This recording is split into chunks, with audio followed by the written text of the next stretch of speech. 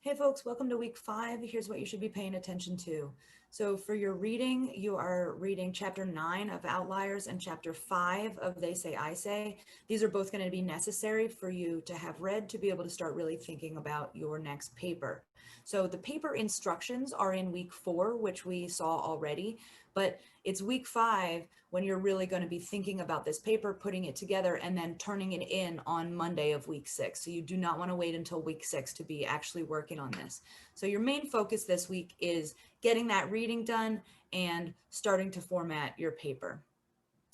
Also, you'll see that there's a link to talk about how to see the feedback on your papers that I will have given you from your first paper. You want to make sure to read this feedback so that you can revise that paper if you want to, and then also, even if you don't revise it, to use that information for your next paper to try to make that one even better than the last.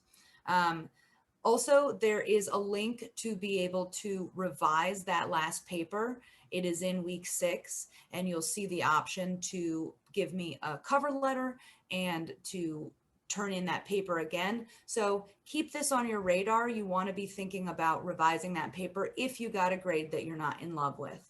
Okay. For your writing this week, we're going to be paying attention to MLA citations. So we're going to start to learn how to take the information that we're getting from a book and then leave little traces of it along our paper as we're writing so people can know where we got our information from. So make sure to look at all that information about the learning MLA format and citation and the MLA citation style.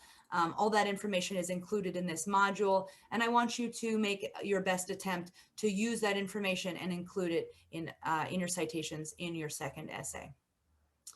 Finally, you have a writing, an introduction.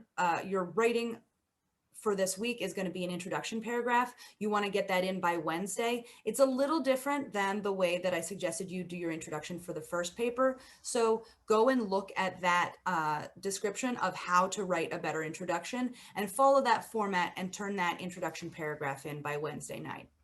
Additionally, the quiz is also due by Wednesday night, so you want to make sure you've read chapter 5 and are able to go in and do that quiz.